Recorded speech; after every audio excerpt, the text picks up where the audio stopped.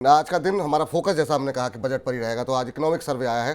जरा ग्राफिक्स के जरिए समझने की कोशिश करते हैं क्या कुछ महत्वपूर्ण बातें वहां पर कही गई हैं। उसके बाद आपके प्रश्नों को भी हम शामिल करेंगे, लेकिन चूंकि आज हमारा फोकस बजट पे है तो जरा इकोनॉमिक सर्वे के ग्राफिक्स लेकर के आइए स्क्रीन पर और एक एक चीज़ों को समझने की कोशिश करते हैं क्या कुछ कहा गया है इकोनॉमिक सर्वे में। इकोनॉमिक सर्वे में आपको बता दें, एमएसएमई में बाधाओं को दूर करने की आवश्यकता है, ये कहा गया है। इसके अलावा मैन्युफैक्चरिंग में चीन की चुनौती से कुशलता से निपटना होगा। ये तमाम बातें इकोनॉमिक सर्वे में कही गई हैं। कॉर्पोरेट बॉन्ड मार्केट और गहन बनाने की आवश्यकता है। ये तमाम बातें जो हैं वो इकोनॉमिक सर्वे में कही गई हैं। युवा आबादी के स्वास्थ्य की गुणवत्ता में सुधार की आवश्यकता है, इसको लेकर के बातचीत की गई है। इसके अलावा महंगाई को लेकर के भी जो है बातें यहाँ पर कही गई हैं। निजी निवेश को बढ़ावा देने के लिए ध्यान केंद्रित किया जाए। हमने देखा है प्राइवेट कैपेक्स को लेकर के बहुत सारी चिंताएं जो है वो जाहिर की गई थी, तो इस इकोनॉमिक सर्वे में इस पर खास तौर से जो है जिक्र इसका किया गया है। ग्रोथ के लिए कृषि की क्षमता को पहचाना जाए। कृषि क्षेत्र को लेकर के लगातार कंसर्न बने हुए हैं और वो जो है इकोनॉमिक सर्वे में भी दर्शाया गया है। हरित परिवर्तन की फंडिंग को सुरक्षित करने की आवश्यकता है। शिक्षा और रोजगार के अंतर को घटाने की आवश्यकता है।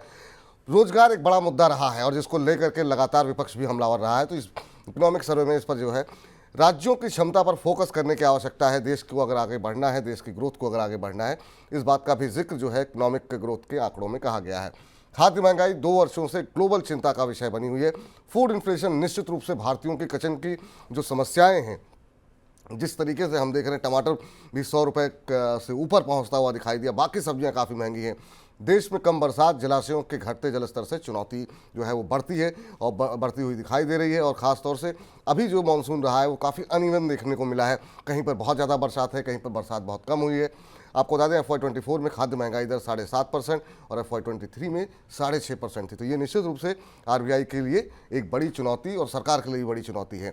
FY24 में प्रतिकूल मौसम ने खाद्य उत्पादन को बाधित किया है और अब क्या इससे निपट पाएंगे, ये बड़ी चुनौती होगी। परिवहन संबंधी रुकावटों से भी टमाटर की कीमतें बढ़ी हैं। ये इकोनॉमिक सर्वे में भी इस बात का जिक्र किया है।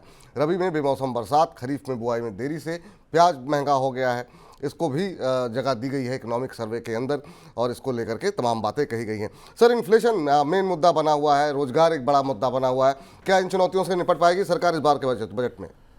देखिए, इस पे बजट इस समय जुलाई में आ रहा है, इसलिए इकोनॉमिक सर्वे जो है वो उस तरीके से आपको देखने को मिल रहा है। एक दो चीज़ें मैं यहाँ पर हाईलाइट करूँगा।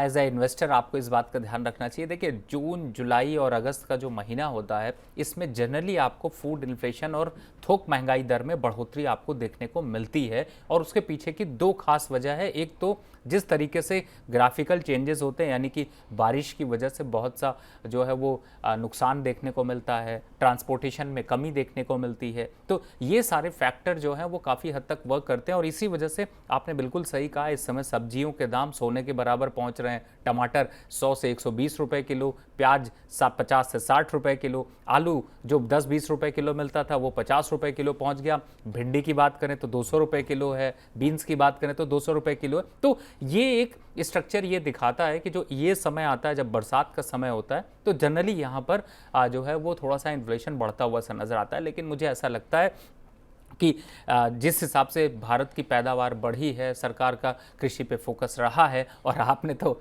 आज जिस हिसाब से केमिकल स्टॉक्स में आग लगी है उसको अगर यहाँ पर फोकस करें तो मुझे लगता है कि ये सिर्फ टेम्परेरी एक सिचुएशन है, लेकिन आगे कंट्रोल होती हुई नजर आएगी। और स्टॉक की तो बात कर ही लेते हैं। अब आपने बात ही वो खोल दी है तो इस समय पहला स्टॉक जो फोकस आ रहा है वो है NFL।